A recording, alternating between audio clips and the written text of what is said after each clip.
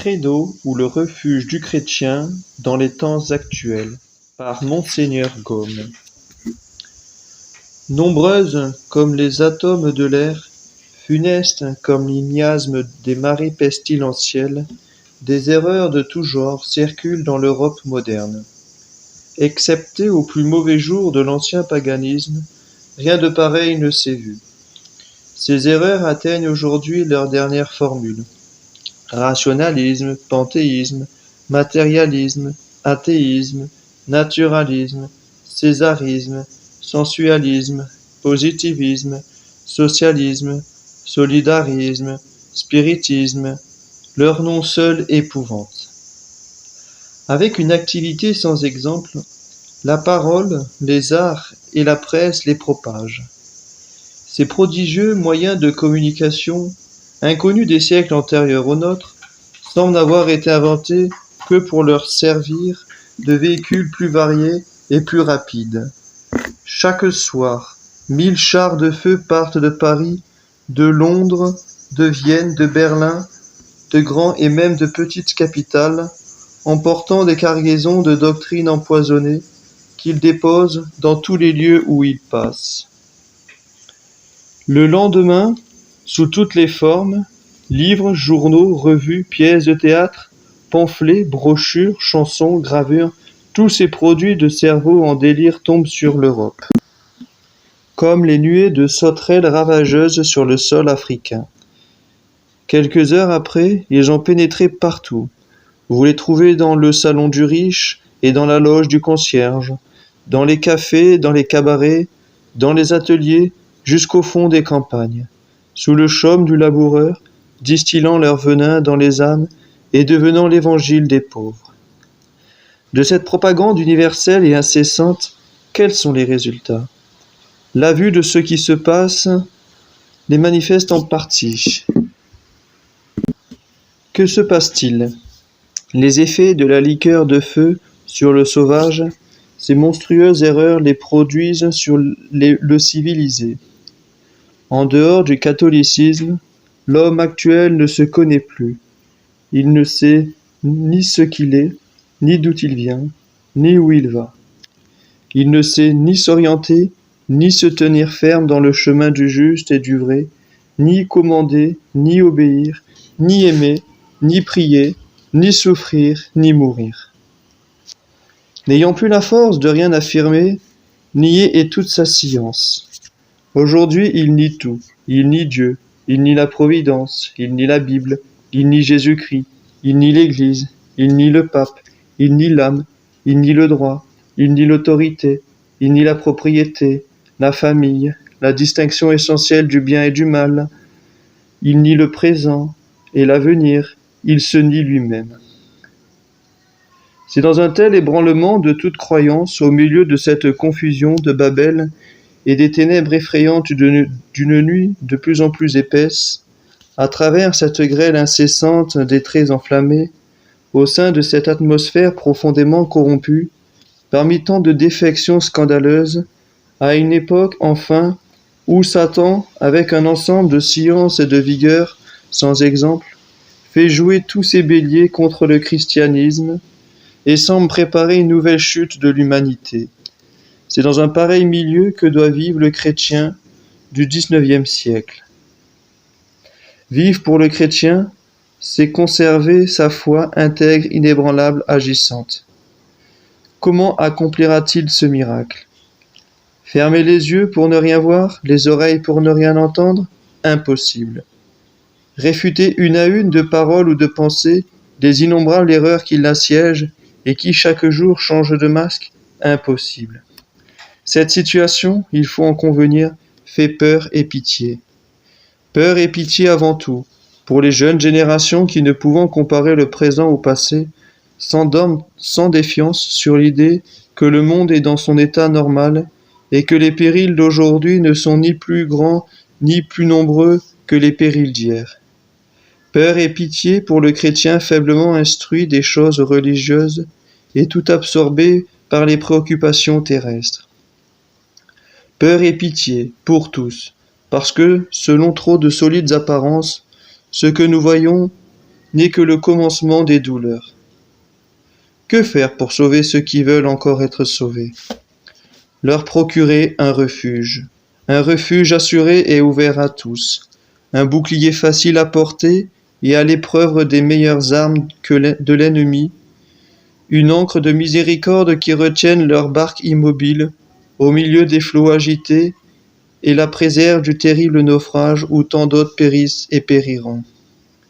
Sauf erreur, un pareil service n'est-il pas aujourd'hui la première des aumônes, la plus urgente des nécessités?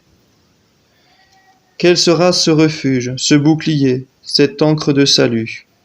Le raisonnement? Non. Dans un siècle où le sophisme est roi, le raisonnement n'a point ou que peu de valeur.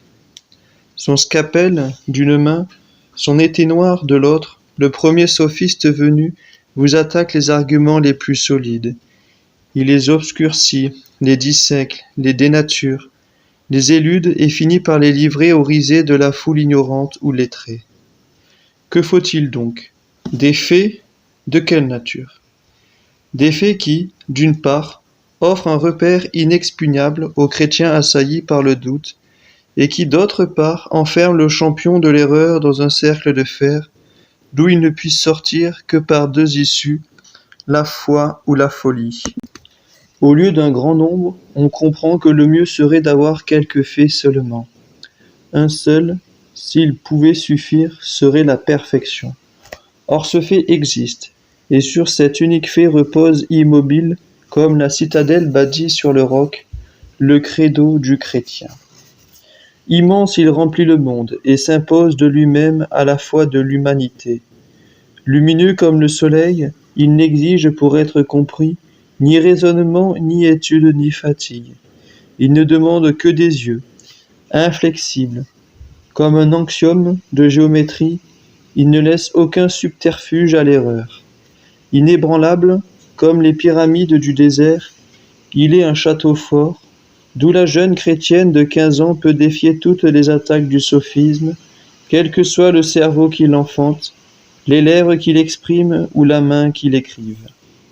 Redoutable comme une armée rangée en bataille, il a toujours été, il est encore, il sera éternellement le cauchemar de l'incrédule. Quel est ce fait? Nous allons le dire. Chapitre 2. Le grand fait, le monde adore un juif crucifié. Voilà le fait. En face de ce géant du monde moral, se rencontrent également, sans pouvoir l'éviter, le croyant et l'incrédule. Pour comprendre la valeur de ce fait étourdissant, il faut le décomposer et l'étudier pièce à pièce, en lui-même et dans ses conséquences. Le monde. Et quel monde? C'est le monde des Lumières. C'est l'Europe, l'Amérique, la portion intelligente de l'Asie et de l'Afrique. C'est l'éternelle patrie des grands hommes et des grands peuples, la terre nourricière du génie, de la science, de la littérature et des arts. En un mot, c'est sans contredit la partie la plus éclairée, ou même la seule éclairée du genre humain, et la moins disposée à se laisser séduire par l'imposture, dominée par les préjugés. Ce monde adore. Qu'est-ce que à dire? C'est-à-dire qu'il croit d'une foi inébranlable qu'un juif crucifié est Dieu, le créateur des mondes, le modérateur des empires, l'Éternel, le Tout-Puissant, le juge suprême des vivants et des morts. En conséquence, il lui rend un culte souverain et ne le rend qu'à lui seul. À lui seul, il élève des temples et offre des sacrifices. Vers lui seul, il fait monter ses vœux et ses actions de grâce. En lui seul, il met ses espérances. De lui seul, il attend tous les biens. Pour lui seul est son amour, amour manifesté par des sacrifices de tout genre, même les plus coûteux à la nature. Un juif crucifié. L'objet de ce culte universel, éclatant, invariable de l'élite du genre humain, c'est un juif crucifié. Qu'est-ce qu'un juif? À l'époque où vécut le juif adoré, Jésus de Nazareth, les juifs étaient le ridicule du reste du monde. Bassesse, ignorance, superstition, fourberie étaient synonymes de leur nom. La preuve en est dans leurs auteurs païens, tels que Cicéron, Horace, Tacite, Suétone, Martial. Loin de modifier l'opinion en leur faveur, le temps l'a rendue plus hostile. De ridicule, les Juifs sont devenus odieux.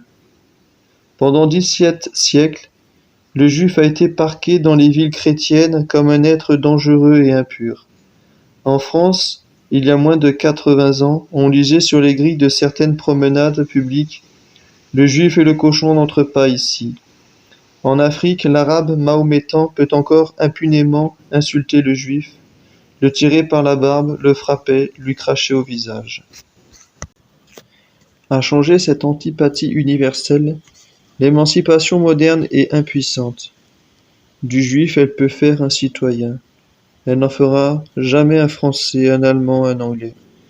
Devant la loi, l'égal des autres habitants, le Juif ne l'est pas dans l'estime publique. Celle-ci ne lui vient que dans la proportion où il cesse d'être juif. Cela est si vrai qu'aujourd'hui encore, pour peindre d'un seul mot, un traître, un fourbe, un usurier, on dit « c'est un juif ». Le juif lui-même rougit de s'appeler juif, tant il sent ce nom avili. Il en affecte un autre, celui d'Israélite. Jésus de Nazareth n'est pas seulement un juif, c'est un juif crucifié. Au temps où il l'a subi, la crucifixion était de tous les supplices les plus ignominieux. Des esclaves, des brigands, des assassins, des séditieux, le supplice était la croix. Il y demeurait pendu jusqu'à ce qu'ils mourussent de faim, de soif, de douleur. Après leur mort, pâturent des chiens et des corbeaux. Ainsi dit un juif crucifié, dit tout ce qu'il y a de plus vil parmi les plus vils, de plus maudit parmi les maudits, de plus diffamé parmi les diffamés. L'opprobre même de la populace est le dernier rebut des nations. Il suit de là qu'en adorant un juif crucifié, le monde et le monde civilisé est tout ensemble acteurs et témoins d'un fait qui dépasse les dernières limites de l'absurde. Un ver de terre sur les autels du genre humain. Voilà le fait. Chapitre 3. Histoire de ce fait. Quand et comment s'est produit l'étrange phénomène que nous avons sous les yeux? Ce fait remonte à 1800 ans. 1000 fois par jour, le monde actuel le proclame. Siècles, années, événements historiques, traités de paix ou de guerre, contrats civils, transactions commerciales, actes quelconques de la vie publique ou de la vie privée, tout chez lui date de là. Nier le soleil ne serait pas plus insensé que de nier ce premier fait. Or, il y a 1800 ans, le monde entier, les Juifs exceptés, adorait des milliers de divinités. Nier le second fait n'est pas moins impossible que de nier le premier. Pour détrôner ces milliers de dieux et les substituer dans le culte du genre humain, le Juif crucifié, il fallait d'abord renverser le judaïsme et le paganisme. En d'autres termes, il s'agissait de déclarer la guerre à tous les peuples et de les attaquer dans ce qu'il y a de plus sacré au fond du cœur humain, le sentiment religieux. Chez les Juifs et chez les païens, le sentiment religieux était d'autant plus fort qu'il se confondait avec les préjugés les plus flatteurs pour l'orgueil national. Tous croyaient leurs institutions politiques inviolablement attachées à la conversion de leur religion. L'histoire à la main, les Juifs prouvaient que les prophéties et les revers de leur nation étaient toujours venus de sa fidélité ou de son infidélité à Jéhovah. Sur la foi des oracles, Rome maîtresse du monde regardait le culte de ses dieux comme la cause de ses succès et le gage de la durée éternelle de son empire. Ainsi, à tel point de vue qu'on l'envisage, l'entreprise est un tissu de difficultés plus grandes les unes que les autres. Chapitre 4. Première difficulté, détruire le judaïsme. L'entreprise présente deux phases, la phase de destruction et la phase de reconstruction. Abolir la religion de tous les peuples, en lui substituer une autre, double aspect sous lequel il faut étudier cette immense révolution. Relativement au reste de l'humanité, les Juifs étaient en petit nombre, il est vrai, mais ils avaient pour leur religion un attachement très vif, très fondé, très intéressé. Attachement très vif. Depuis plusieurs siècles, ils étaient radicalement guéris de leur penchant à l'idolâtrie. Plutôt que de renoncer à la loi de Moïse, ils avaient souffert, de la part des rois de Syrie, les pillages, les dévastations, les avanies de tous les genres de mauvais traitements. Pour la défense de leur foi, un grand nombre avait, sous la conduite de Mattathias et de ses fils, versé leur sang sur les champs de bataille. D'autres, comme Éléazar et les Maccabées, l'avaient généreusement confessé devant les tyrans et, plutôt que de l'abjurer, s'étaient laissés mettre à mort au milieu des plus affreux supplices. Attachement très fondé. Le judaïsme était la religion véritable.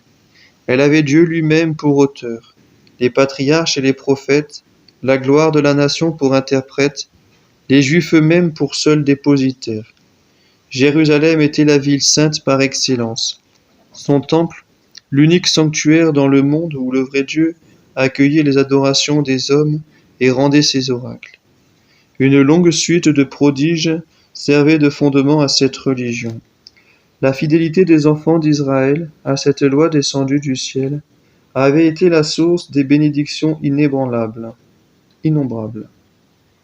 Elle leur avait mérité les bonnes grâces des plus fiers conquérants. Elle faisait encore leur supériorité sur les autres peuples. Attachement très intéressé. L'interprétation mensongère donnée aux prophéties par les pharisiens flattait tellement l'orgueil national qu'elle était devenue la base de toutes les espérances. Avec une opiniâtreté fanatique, les Juifs attendaient un Messie conquérant qui les délivrerait du jour au Dieu des gentils, qui leur mettrait en main le sceptre de l'univers et ferait revivre, avec de nouvelles splendeurs, les beaux jours du règne de Salomon. Or il fallait leur persuader que l'interprétation pharaïsique des prophéties était une erreur. Leur attente d'un Messie conquérant, une chimère, leur religion, une ombre vaine qui allait faire place à la réalité. Leur titre jusqu'alors exclusif de peuple de Dieu, un titre qui devait être partagé par tous les peuples. Il fallait leur persuader que leur haine et leur mépris héréditaire pour les gentils étaient deux sentiments coupables à remplacer par un amour de frère, sans restriction ni réserve. En conséquence, ils devaient passer par-dessus les défenses de la loi de Moïse qui leur interdisait tout commerce religieux avec les païens et, sous peine de damnation éternelle, adorer avec eux, d'un même culte, dans les mêmes temples, un homme jugé, condamné, supplicié d'un commun accord par eux et par les païens, comme un insigne malfaiteur, et le reconnaître pour l'unique Dieu du ciel et de la terre. Chapitre 5. Seconde difficulté, détruire le paganisme. Les païens ne se montraient pas moins que les Juifs attachés à leur religion. Pour élever cet attachement à son plus haut degré, au sentiment religieux se joignait l'intérêt des passions. Loin de les gêner, le paganisme flattait tous les penchants les plus chers à l'homme dégradé. L'esprit n'était point obligé de courber son orgueil sous le joug de mystères inébranlables, impénétrables. Nulle autorité ne le contraignait, d'ailleurs, à recevoir comme règle de croyance ce qu'il lui plaisait de rejeter. La morale du paganisme n'était pas plus gênante que le dogme. Elle laissait le cœur parfaitement libre de ses affections. Les désordres pour lesquels l'homme éprouve un penchant si impérieux étaient non seulement permis, ils étaient en honneur.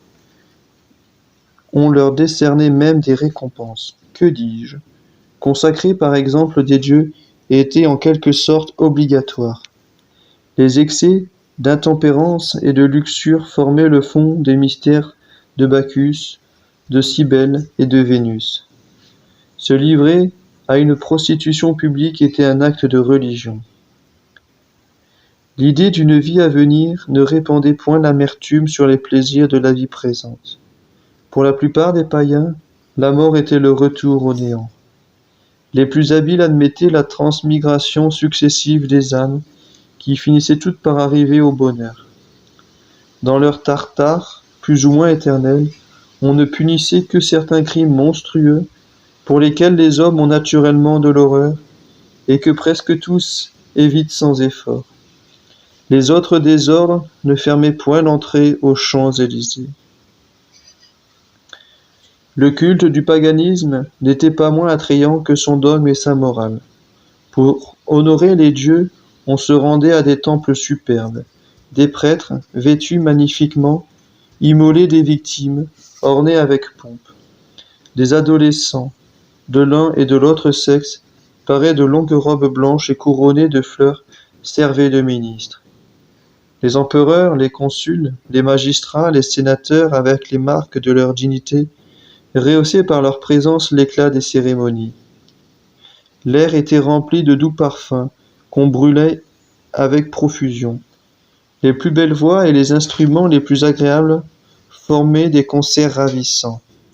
Le sacrifice était suivi de festins, de danses, de jeux, de combats, de gladiateurs, d'illuminations, de spectacles féeriques.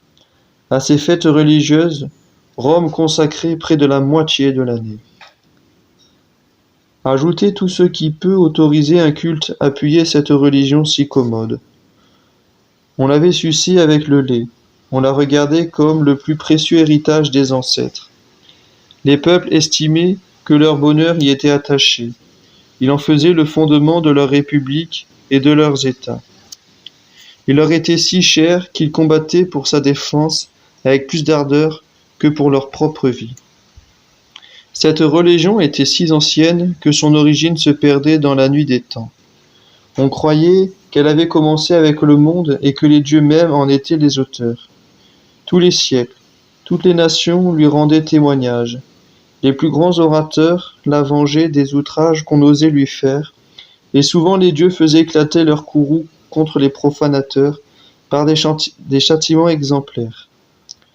Les généraux d'armée, les plus fiers conquérants, n'osaient partir pour leurs expéditions sans aller solennellement invoquer les dieux au temple desquels ils venaient au retour suspendre les trophées de leur victoire. Si les dieux faisaient sentir leur colère, ils faisaient aussi éprouver leur puissante protection. Le monde était couvert de temples remplis d'inscriptions qui perpétuaient le souvenir de leurs bienfaits et la reconnaissance de ceux qui les avaient reçus. Les histoires étaient pleines de leurs prodiges. Telle était la confiance qu'inspiraient leurs oracles, qu'on n'osait rien entreprendre sans les avoir consultés.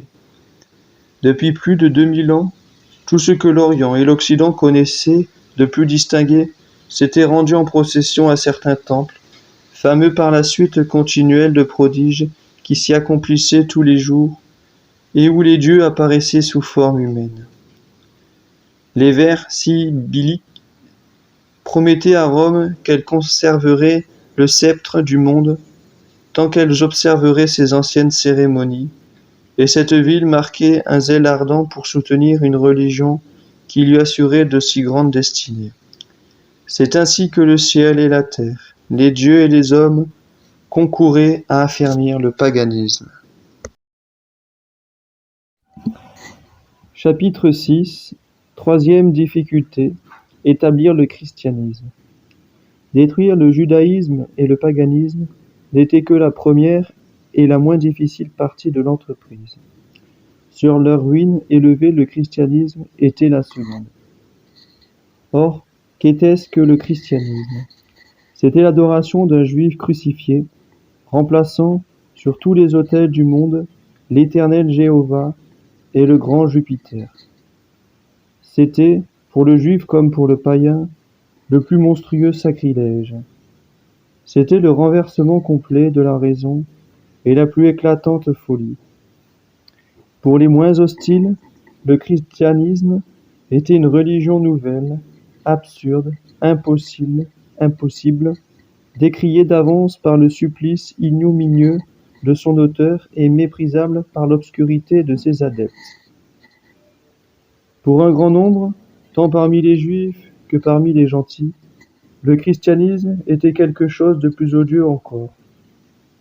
C'était l'apparition formidable de la vérité, de cette vérité accusatrice que l'homme redoute comme un fléau, parce qu'elle condamne ses œuvres de ténèbres, le fatigue de ses impitoyables lumières et le poursuit de ses remords implacables. Quel ne, quel ne dut pas être l'effroi, le frémissement, la rage de tous ces hommes au cœur corrompu, dont le monde était plein, lorsqu'ils reconnurent cette reine absolue qu'il venait de revendiquer ses droits usurpés. Si l'homme qu'on appelle le plus sage des philosophes, Socrate, fut, dit-on, condamné à boire la sciée pour avoir osé rappeler une seule de ses vérités réformatrices, comment seront accueillis ceux qui viendront les proclamer toutes avec une autorité qui ne permet pas de réplique? Ainsi, par une coïncidence inouïe, et l'ignorance du vulgaire et la science des sages conspiraient avec une égale force contre l'établissement du christianisme. Il faut le dire, leur plus redoutable complice était le christianisme lui-même. Dans son dogme, c'était une religion toute hérissée de mystères incroyables. Elle prêchait un Dieu juif et juif crucifié, un Dieu unique et trois personnes dans ce Dieu, un Dieu homme, né d'une vierge, un Dieu qu'on mange sous la forme d'un morceau de pain, qu'on boit sous l'apparence de quelques gouttes de vin, et cent autres dogmes également ridicules aux yeux de la raison.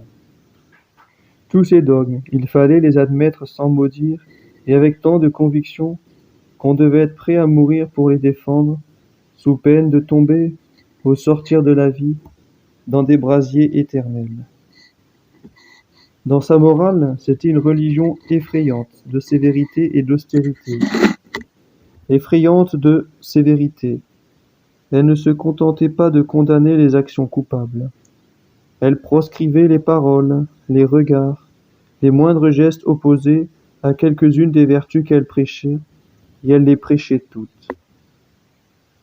Descendant jusqu'au fond des consciences, elle allait chercher la fibre la plus délicate et l'arrachait sans pitié.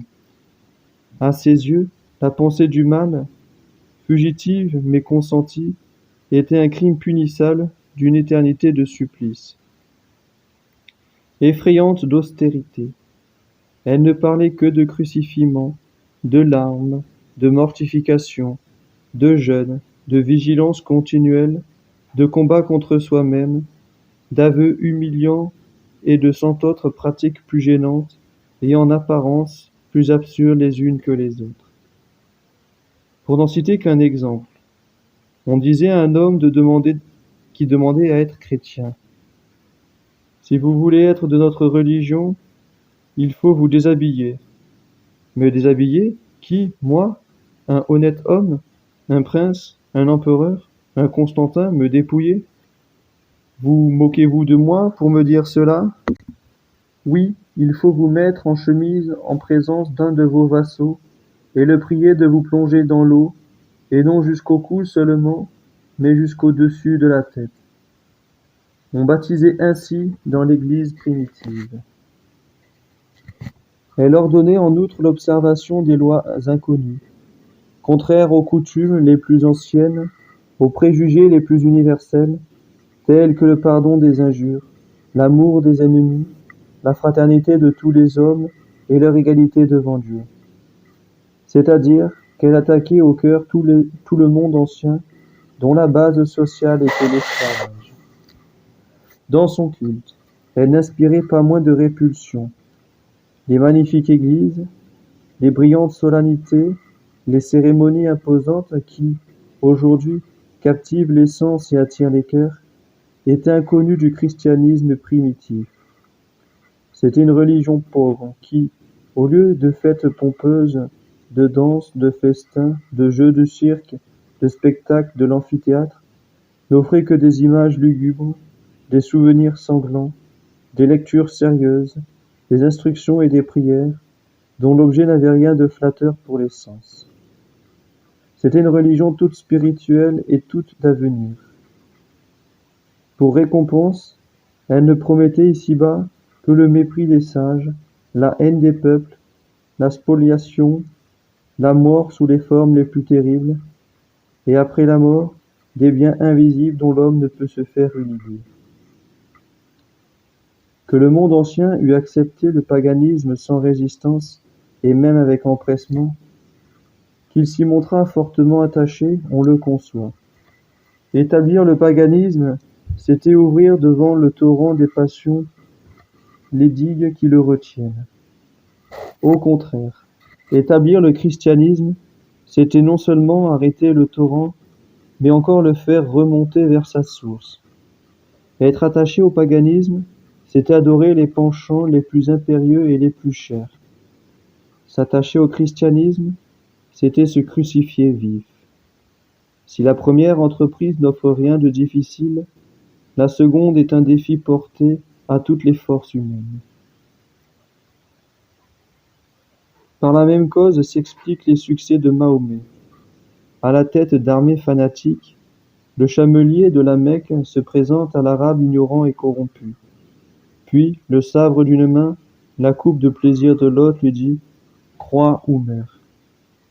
Dans la foi qu'il demande pendant la vie, et l'autorisation de piller, de tuer, de réduire en esclavage tout ce qui n'est pas croyant. Après la mort, le gage de tous les plaisirs sensuels dans un paradis de volupté. On conçoit encore qu'en flattant les passions, le mahométisme a pu se faire d'innombrables partisans. Pour obtenir un pareil résultat, il ne faut être ni Dieu, ni thaumaturge, ni saint, ni prophète. Il en est ainsi de toutes les prétendues religions qui ont apparu dans le monde. Pas une seule qui n'ait dû son origine, ses progrès et sa durée à l'émancipation de l'une des trois concupiscences du cœur humain: l'orgueil, la cupidité, la volupté. Moins opposée est la lumière aux ténèbres que le christianisme à toutes ces fausses religions. Seul, il ne pactise avec aucune faiblesse. Seul, il attaque de front tous les vices et tous les penchants corrompus. Seul, il prêche toutes les vertus et ordonne tous les genres de sacrifices. Telle est, il faut le répéter, la religion qu'il s'agissait d'établir. Chapitre 7. Quatrième difficulté. L'étendue de l'entreprise. À qui prétend-on imposer cette effrayante religion? À quelques bourgades isolées, ignorantes, à demi sauvages? Non. À quelques petites villes de l'Orient ou de l'Occident, également étrangères aux lumières et à la corruption? Non. Aux peuples barbares seulement, et non aux Égyptiens, aux Grecs, aux Romains, les princes de la civilisation? Non. Il s'agit de la prêcher à tous les peuples sans exception, à l'Orient et à l'Occident, à l'univers entier. L'entreprise n'aura d'autre borne que celle du monde. L'entreprise n'aura d'autre borne que celle du monde. Les glaces du Nord, les feux du Midi, l'immensité de l'océan, l'âpreté des montagnes, les salles des déserts seront des barrières impuissantes pour en arrêter le cours. Le colossal empire des Césars, qui se croit lui seul tout l'univers, ne doit faire qu'une partie de cette Église qu'on veut établir.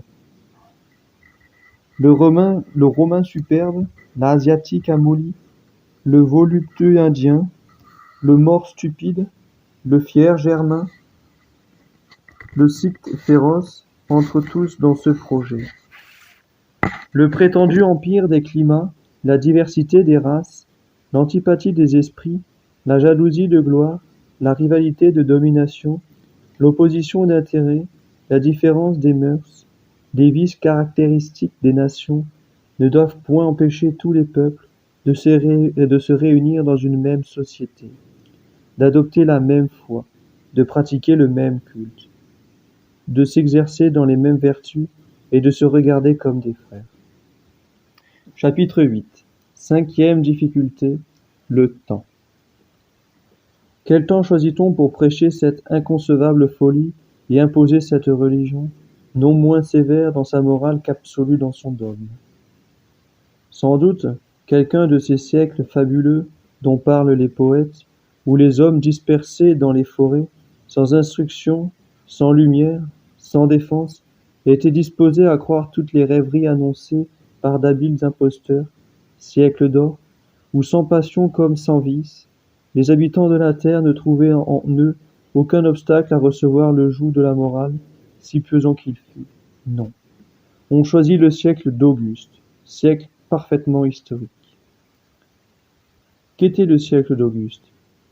Le siècle païen le plus éclairé et le plus corrompu, le siècle de la civilisation matérielle la plus avancée, le siècle des orateurs, des poètes, des philosophes, des guerriers, des hommes si grands dans tous les genres, d'une admiration fanatique continue de les donner à la jeunesse, pour maître et modèle, mais aussi des hommes dont les débauches paraissent aujourd'hui fabuleuses, et que l'idée seule de devoir ou de contrainte suffisait pour mettre en fureur.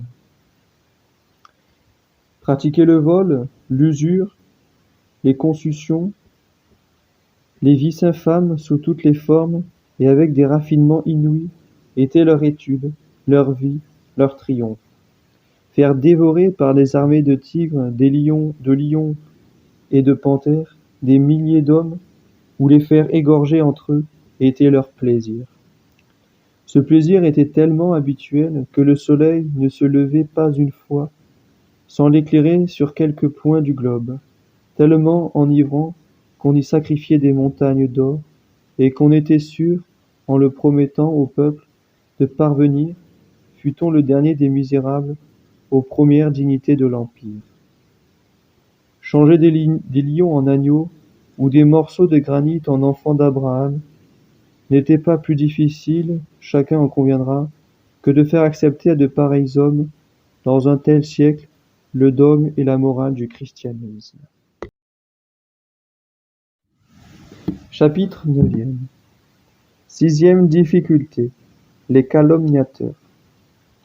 À peine le christianisme eut paru, que des milliers de voix calomniatrices s'élevèrent contre lui, le suivirent, l'accompagnèrent, le précédèrent dans toutes ses démarches, ruinant ses premières conquêtes et rendant impossible celles qu'il méditait. Divisés sur tout le reste, les Juifs et les païens s'étaient réunis pour former ce concert formidable, qui retentissait à tous les échos de l'Orient et de l'Occident. Hommes de néant, renégats, blasphémateurs, séditieux, destructeurs de la vraie religion, ennemis du peuple de Dieu, perturbateurs du repos public, profanateurs de l'écriture, fanatiques qui portaient leur sacrilège audace jusqu'à substituer au Dieu d'Abraham, d'Isaac et de Jacob un insigne malfaiteur, juridiquement condamné et mis à mort pour ses crimes par la main du bourreau. Telle était, avec beaucoup d'autres injures, la définition que les Juifs donnaient des chrétiens. Les chrétiens disaient, à leur tour, les païens sont des athées dont l'impiété provoque la colère des dieux immortels, des magiciens ténébreux qui, pour mieux réussir dans leurs criminels desseins, ne veulent parmi eux ni savants, ni hommes vertueux, ni nobles, ni riches, mais seulement des sots, des dupes, des pauvres, des enfants, des femmelettes, des esclaves, des scélérats, comme ceux qui ont inventé cette abominable superstition, et dont le chef, livré à Pilate par sa propre nation, a justement subi le supplice infâme de la croix. Des monstres à face humaine, qui dans leur festin nocturne égorgent un enfant dont ils boivent le sang, et mangent avec délice la chair palpitante, après quoi ils se plongent dans les plus infâmes débauches. Ces calomnies et mille autres avaient tellement prévalu que le nom de chrétien était devenu celui de tous les crimes, en sorte qu'il suffisait de le porter pour être, sans aucun examen, jugé digne de tous les supplices et de la haine du genre humain. Accusés de ce crime qui les renfermait tous, Néron en fit brûler vif une énorme multitude. Quand on les conduisait à la mort, un héros les précédait criant « C'est un chrétien, un ennemi des empereurs et des dieux ». Et cela suffisait pour éteindre tout sentiment de piété à leur égard. Chapitre 10. Septième difficulté. Les hérétiques. Poursuivi par la haine universelle, le christianisme n'avait de ressources que dans l'étroite union de ses membres. Tout à coup un obstacle, le plus fâcheux peut-être, se forme au sein même de la nouvelle religion. La division se met parmi les chrétiens, les hérétiques paraissent. À quelques pas du cénacle, d'où le christianisme venait de sortir, ils élèvent autel contre autel.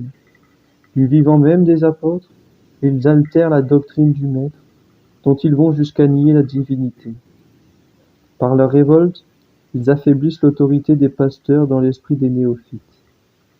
Par leur histoire pleine de fausseté, ils ébranlent l'authenticité des évangiles.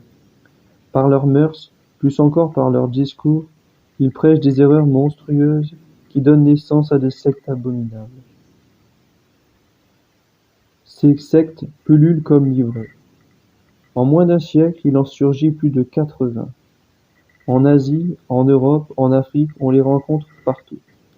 La nouvelle religion ne peut pas faire un pas sans qu'elle se mette à sa suite pour la discréditer. Les savants, les hommes du peuple, les femmes surtout, et même des diacres et des prêtres, en sont les auteurs ou en deviennent les plus ardents propagateurs. Profitant de cette division, les juifs et les païens répètent de concert que les chrétiens ne méritent aucune confiance puisqu'ils s'accordent si mal entre eux. De fait, quel moyen de s'en rapporter à des prédicateurs dont les uns disent oui et les autres non? L'indifférence et le mépris étaient tout ce qu'on pouvait leur accorder. 11e chapitre. 8e difficulté. Les philosophes. À la suite des hérétiques viennent les philosophes, juifs et païens. Jamais ils ne furent si nombreux, ni si hostiles à la vérité. Prêtant une oreille attentive, ils recueillent tous les bruits qui courent sur le compte des chrétiens. Ils s'informent curieusement de ce qui se passe dans la nouvelle religion, et confondant à dessein les vrais fidèles avec les hérétiques, ils imputent au christianisme des erreurs qu'ils condamnent et des abominations qu'ils réprouvent. Les Écritures mêmes et les apologies n'échappent point à leurs recherches. Armés de toutes pièces, ils se mettent en devoir de prouver, dans des écrits publics, que tous les bruits sont fondés, que les chrétiens sont réellement des athées, également ennemis des dieux et des empereurs, en un mot, des scélérats tels que la renommée les présente, que leurs doctrines sont un fatras de rêveries, de contradictions et d'impiété. Citation, sarcasme, raisonnement, érudition, éloquence, génie même, rien ne manque à leur ouvrage. Aucune objection n'est oubliée, si bien qu'à partir du IVe siècle, les plus habiles ennemis de la religion n'ont pu en trouver une nouvelle. La cause est jugée. Le peuple, toujours habitué à croire sur la parole des sages, s'affermit inébranlablement dans son opinion à l'égard des chrétiens. Cette opinion, il la résume par le mot sanguinaire qui retentit pendant plusieurs siècles aux quatre coins du monde, les chrétiens au lion. Chapitre 12e. 9e difficulté. Les moqueurs. Tandis que les calomniateurs vouent le christianisme à l'exécration universelle, que les hérétiques lui déchirent le sein et que les philosophes le ruinent dans l'esprit des lettrés, les moqueurs s'en emparent et le livrent à la dérision du peuple. Si on se fait une idée, au moins imparfaite, de l'effet que durent produire sur les classes populaires de Rome ou d'Athènes les comédies bouffonnes, les ignobles caricatures, les plaisanteries plus ou moins grossières, par lesquelles le christianisme travesti était jeté en pâture à des foules ignorantes et dépravées, il suffit de se rappeler ce que nous avons vu et ce que nous voyons encore. Quand on a voulu populariser la haine et le mépris du Saint-Père, du doux et auguste Pie IX, on l'a joué sur le théâtre. Pendant 106 représentations consécutives, une comédie trop fameuse l'a représenté comme un tyran qui, foulant aux pieds les droits sacrés de l'autorité paternelle, mérite le blâme des uns, la haine des autres, le mépris de tous. 100 fois les spectateurs trompés ont fait éclater leurs dispositions hostiles par d'énergiques réprobations et par des larmes de compassion sur les prétendues victimes du despotisme pontifical. De même, pour étouffer dans les masses la crainte salutaire des châtiments éternels, on n'a rien trouvé de mieux que de les profaner et de les ridiculiser dans la comédie si longtemps courue. la beauté du diable.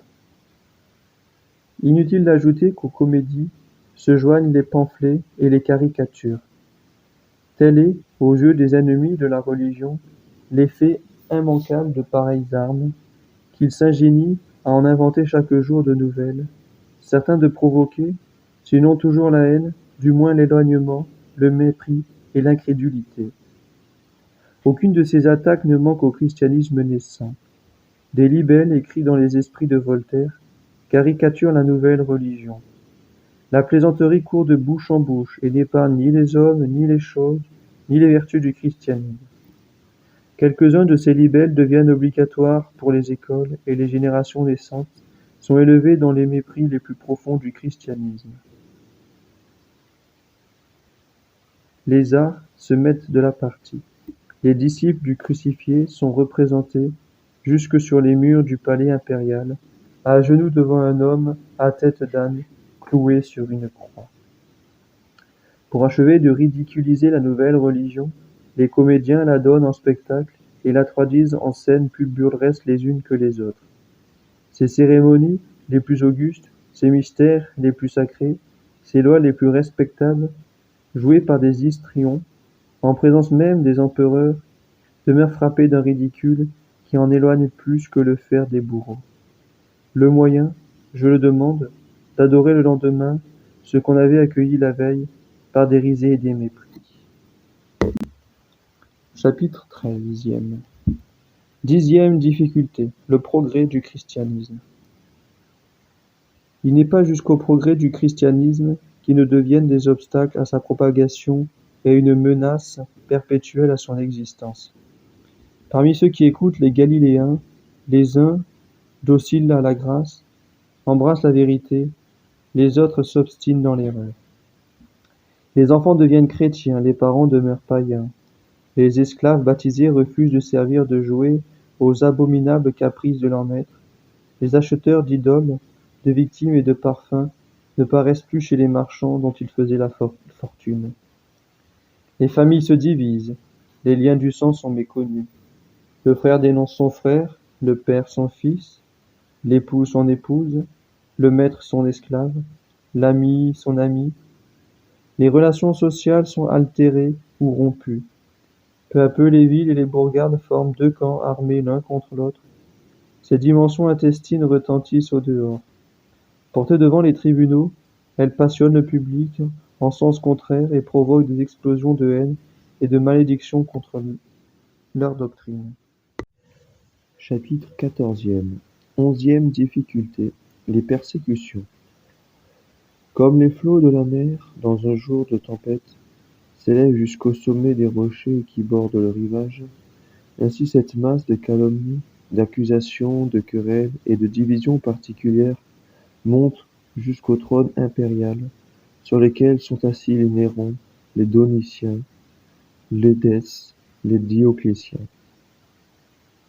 Pour eux, c'est désormais un fait acquis. Le christianisme est un élément de discorde, une secte malfaisante. Les chrétiens, des perturbateurs qui compromettent la tranquillité publique et la prospérité de l'Empire. Des impies qui provoquent la colère des dieux, dont le culte est la garantie de la domination éternelle de Rome. Si les barbares menacent les frontières, si les légions impériales essuient un échec, si le Tibre déborde, si le ciel refuse ses pluies, si la terre tremble, si la disette se fait sentir, si la peste vient, les chrétiens en sont responsables.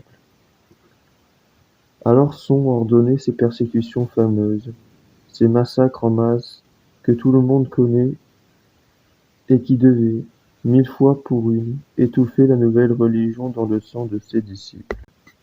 Dans un temps où l'on se faisait un jeu de la vie des hommes, où les tourments les plus atroces étaient les plus recherchés par les spectateurs, ni le sang, ni l'âge, ni le sexe ne sont épargnés.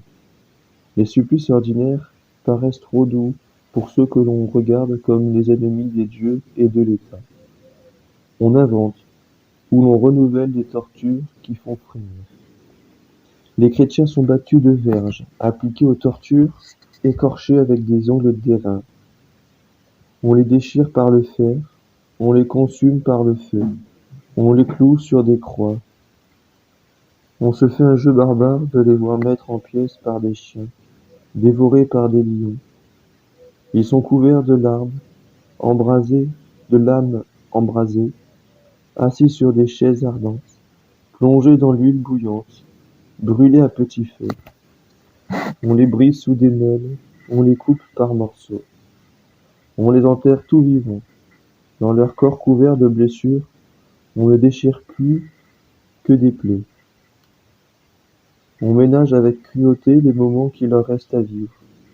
On choisit parmi les supplices ceux qui les font mourir plus lentement. On les guérit par des soins barbares pour les mettre en état de souffrir de nouveau. La pitié est éteinte pour eux dans le cœur des hommes. On applaudit à leur supplice par des cris d'allégresse. La mort même ne les met point à l'abri de leurs persécuteurs. On s'acharne sur les tristes restes de leur corps. On les réduit en cendres, on les précipite dans les fleuves, on les jette au vent pour les anéantir s'il était possible. Rome s'enivre de leur sang, elle en fait couler des fleuves, et la haine qu'on leur porte n'est point satisfaite. Comme un vaste incendie, la persécution, une fois allumée dans la capitale, se communique de proche en proche. Elle s'étend jusqu'aux extrémités de l'Empire, alors presque aussi étendue que le monde. Ce n'est pas une persécution de quelques jours, c'est par siècle qu'il faut compter le temps des souffrances de la nouvelle religion. On ne peut la suivre pendant 300 ans, jusqu'à la trace du sang qu'elle répand et à la lueur des bûchers qu'on allume contre elle.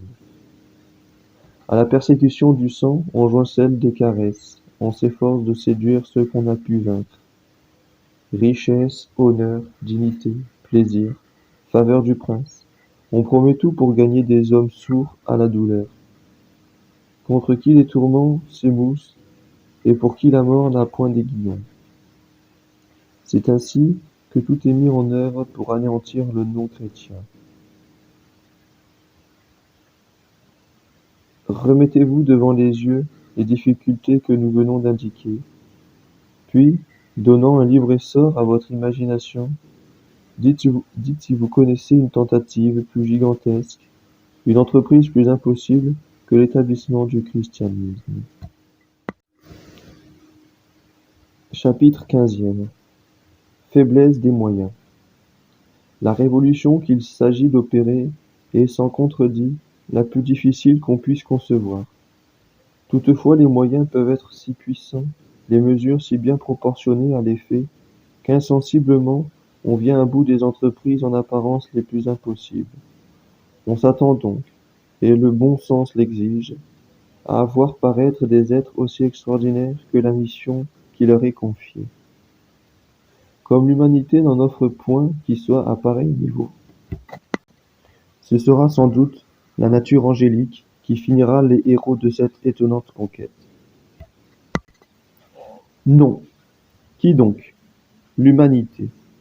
Du moins on choisira dans l'humanité tout ce qu'elle possède de plus distingué par la supériorité du talent, par la noblesse de l'origine, par l'éclat des dignités, par la grandeur de la fortune, par l'étendue de la puissance. Les Césars, maîtres du monde? Non. Au moins des Grecs fameux par leur sagesse et par leur éloquence. Des Romains dont le nom seul fait trembler les rois sur leur trône? Non. Qui donc? Des barbares. Mais au moins d'illustres barbares, des Égyptiens, pères des sciences, des Gaulois ou des Parthes, redoutables à Rome elle-même? Non, quelque chose de moins. Qui donc? Des Juifs, peuple méprisé de tous les peuples. Mais du moins les chefs de la nation, les grands prêtres, les riches, les savants? Non. Qui donc? Des hommes du plus bas peuple, des pêcheurs de profession. Mais sous une grossière écorce, ils cachent sans doute les plus beaux dons du génie. Ils sont très éloquents. Ils ne savent pas même leur langue. Très savants. Ils ne connaissent que leurs obscurs métiers. Très riches. Ils possèdent pour toute fortune leurs barques et leurs filets. Très vertueux, l'un est coupable de parjure, les autres de jalousie et d'ambition. Tous passent pour des hommes infâmes et de mauvais œil. Ils sont donc des, des héros par le courage? Le plus brave tremble comme la feuille à la voix d'une servante. Du moins le nombre peut suppléer au courage. Ils seront des milliers. Ils sont 12, ni plus ni moins. Oui, 12 pécheurs, 12 juifs, c'est-à-dire littéralement les derniers hommes de la dernière des nations, ou, suivant la juste expression de l'un d'eux, la balayure du monde. Tels sont, au témoignage unanime des juifs, des païens, des croyants et des incroyants, les héros de la plus colossale entreprise qui ne fut jamais. Voilà ceux qui doivent se présenter dans les cours les plus polis, parler devant les académies les plus illustres, être les docteurs des rois et des peuples, convaincre les sages de folie, les philosophes d'ignorance, le monde entier de crimes et d'erreurs. En y appliquant tout ce que vous avez de génie, essayez de trouver une entreprise qui présente autant de disproportions entre les moyens et le but qu'on veut atteindre. Une troupe de 12 bateliers pour convertir l'univers. Quelle dérision! Chapitre 16e. Grandeur du succès. Quelle sera l'issue de l'entreprise? Une pareille question est résolue d'avance. Quel succès, je le demande? Peut-on se mettre pour des hommes qui, ayant toutes les oppositions à vaincre, n'emploient comme moyen que des obstacles? On voit, d'une part, deux religions, maîtresses du monde, le judaïsme et le paganisme. L'une vraie, mais transitoire, et en possession de l'énergique attachement à cet acteur, répandu dans toutes les contrées de la terre. L'autre est fausse, mais c'est une religion agréable et pompeuse, qu'on croit établie par les dieux, qu'on estime aussi ancienne que le monde, qu'on regarde comme la base de la prospérité publique. D'autre part, est une religion sévère, simple, nouvelle, ennemie des usages nationaux et de l'ordre établi. D'une part, les sages, les philosophes, les hommes de génie, les magistrats, les empereurs, les armées, l'univers entier. De l'autre, quelques ignorants sans défense, sans appui, sans secours. D'une part, l'autorité, la cruauté, la fureur. De l'autre, la faiblesse, la patience, la mort. D'une part, les bourreaux, de l'autre, les victimes. À qui est restée la victoire? À l'univers, dit la raison. Aux 12 pécheurs, répond l'histoire. Oui, et l'histoire profane, écrite par les Juifs et par les païens eux-mêmes, témoins oculaires de l'événement et mortel ennemi des chrétiens. Cette histoire apprend que le succès des pécheurs galiléens fut rapide, sérieux, réel, durable. Chapitre 17e. Succès rapide. Le jour même où les étranges prédicateurs paraissent en public, 3000 Juifs tombent à leurs pieds et embrassent leur doctrine. Le lendemain, 5000 autres les imitent. Avec la rapidité de l'éclair qui sillonne la nuit, avec l'activité du feu qui consume un champ de roseaux desséchés, le christianisme gagne la Samarie, la Syrie, l'Asie mineure. Smyrne, Éphèse, Corinthe, Athènes lui ouvrent leurs portes. L'Arabie, les grandes Indes, la Perse, l'Arménie, l'Éthiopie, la Libye, l'Égypte lui fournissent d'innombrables disciples. De l'Orient il passe à l'Occident, et en quelques années, Rome, la demeure de Néron, la citadelle de l'idolâtrie, se trouve peuplée d'une multitude immense de chrétiens. Les Gaules, les Espagnes, la Grande-Bretagne, la Germanie les comptent par millions. Ainsi l'avait annoncé Jésus de Nazareth. Ma doctrine, disait-il un jour à ses disciples, fera le tour du monde avant la ruine de Jérusalem, c'est-à-dire en moins de 30 ans. Les événements devancent le terme de la prophétie. En 10 ans, le crucifié a des adorateurs dans toutes les parties de l'univers. 40 ans plus tard, au témoignage des persécuteurs eux-mêmes, la secte chrétienne a pullulé dans toutes les provinces de l'Empire. Bientôt un avocat du christianisme, Tertullien, dira sans crainte d'être démenti devant les magistrats romains. Citation. Nous ne sommes que d'hier, et déjà nous remplissons tous vos cités, vos îles, vos forteresses, vos colonies, vos bourgades, vos assemblées, vos camps, vos tribus, vos décuries, le palais de l'empereur, le sénat, le forum. Nous ne laissons que vos temples.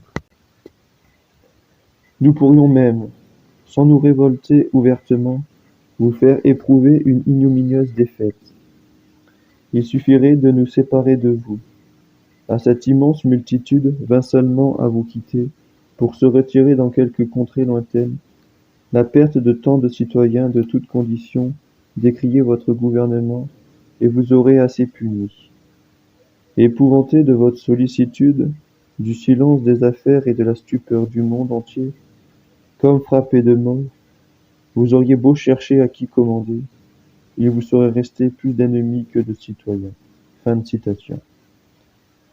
Ainsi, tandis que Rome, toujours en armes, eut besoin de 700 ans de victoire pour former son empire, le christianisme, désarmé, règne, dès son origine, sur toutes les nations, et la croix de Jésus-Christ est abhorrée sur des rivages où ne parut jamais l'aigle des Césars. Moins de 3 siècles après sa sortie du Cénacle, la religion nouvelle a subjugué Rome elle-même, et, tranquillement assise sur le trône impérial, elle tient le sceptre du monde. Chapitre 18e.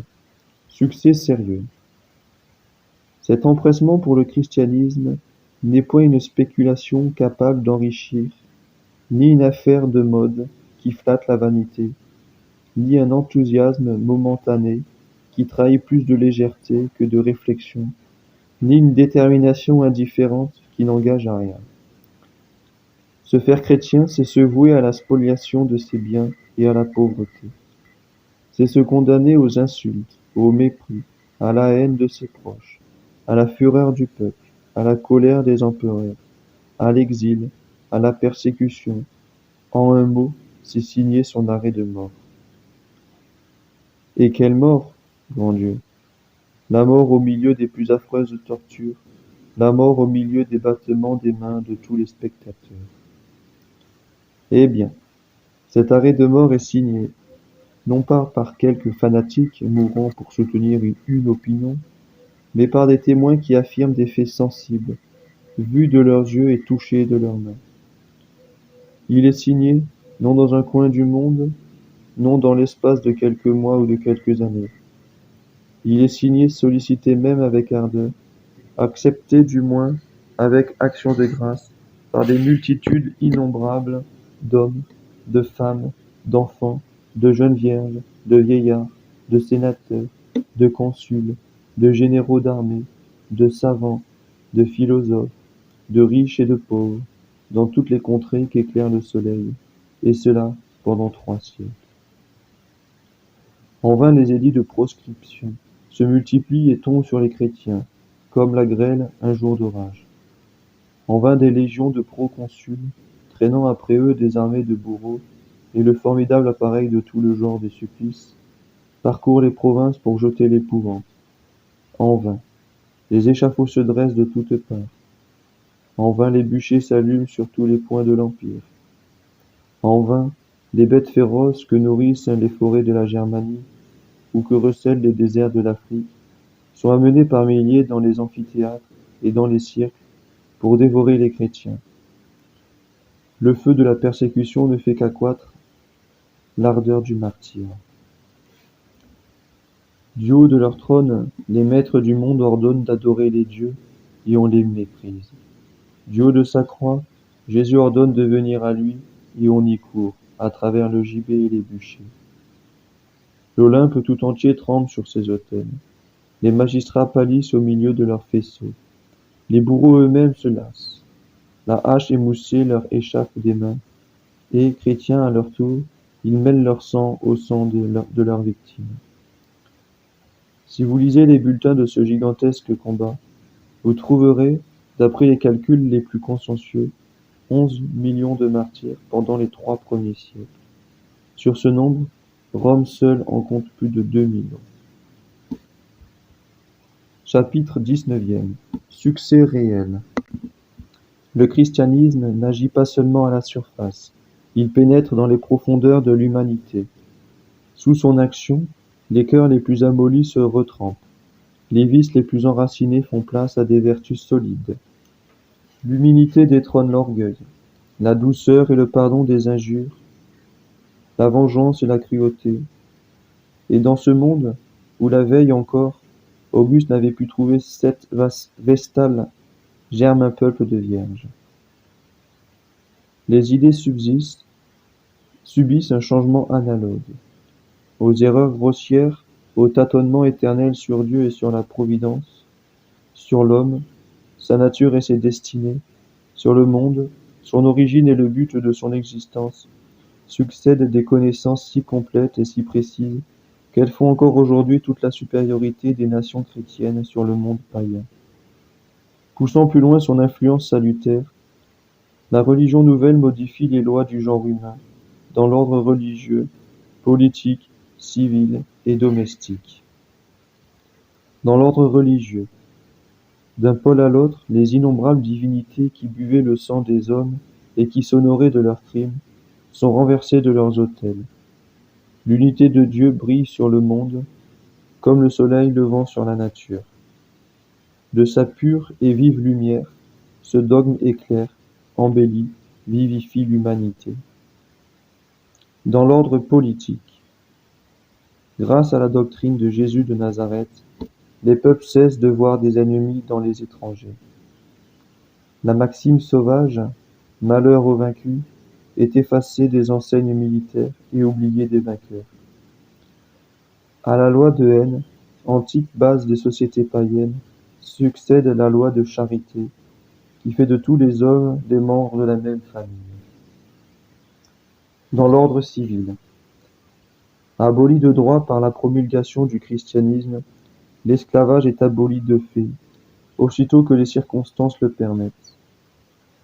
En attendant, l'esclave n'est plus regardé comme une chose dont il est permis d'user et d'abuser, comme un être d'une nature inférieure, qu'on outrage sans pitié, qu'on crucifie par une caille d'échappe de sa cage, ou qu'on fait dévorer par les murènes pour une assiette cassée.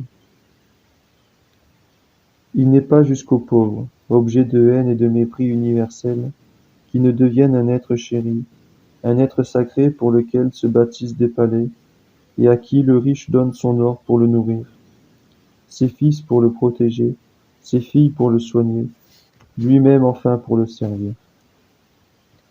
Dans l'ordre domestique, rappelé à sa dignité première, que dis-je, à une dignité plus haute, le mariage est sanctifié dans l'acte même qui le constitue, comme dans tous les devoirs qu'il impose. Les deux chancres des sociétés païennes, la polygamie et le divorce, autorisés par toutes les législations antiques, deviennent un double crime. Reconstruite sur la base de l'unité et de l'indissolubilité, la famille reprend sa vigueur et sa noblesse. Le père cesse d'être un despote, la femme une esclave, l'enfant une victime. Chapitre 20e. Succès durable. Quand vous promenez vos regards sur la face du monde, que voyez-vous? Des ruines et encore des ruines, ruines matérielles et ruines morales. Partout l'homme se trahit dans la fragilité de ses lieux. Babylone est tombée, Carthage, Thèbes, Sparte ne sont plus. D'Athènes, de Corinthe, il ne reste que des débris. Rome elle-même, cette superbe reine des nations, à qui ses dieux avaient promis l'éternité, Rome qui croyait avoir anéanti jusqu'aux non-chrétiens, dort ensevelie, avec ses dieux et ses Césars, sous les ruines mutilées de ses palais et de ses temples. Que sont devenues les institutions des peuples les plus fameux, les systèmes de philosophes les plus renommés, les codes des législateurs les plus sages? Où sont les intelligences qui s'en nourrissent, les sociétés qui en vivent?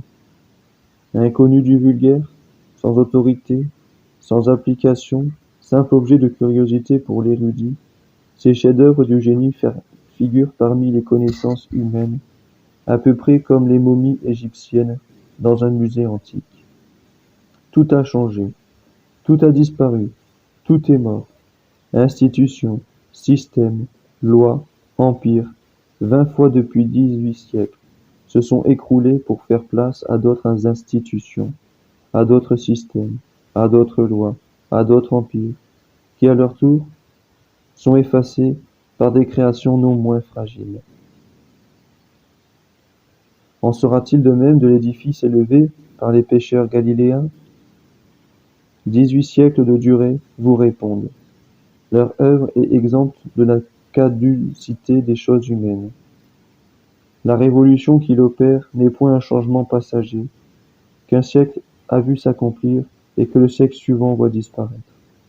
À la différence de tous les autres événements consignés dans l'histoire, le passage du monde au christianisme est un fait toujours subsistant.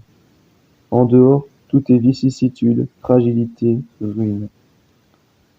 Seule, immuable, la société fondée par le juif n'a perdu ni un seul de ses dogmes, ni une seule de ses lois. Aujourd'hui encore, le monde civilisé vit encore de ses doctrines. Aussi jeune qu'au sortir du berceau, aussi forte qu'au jour de son adolescence, elle brave également la barbarie des peuples, le despotisme des rois, les orages des passions révoltées, la hache des bourreaux, les sophismes de l'impiété, les scandales de ses propres enfants, et demeure debout parmi les débris épars de toutes les créations humaines. Connaissez-vous un succès qui puisse moins s'expliquer par les enseignements de l'histoire ou par les données de la science?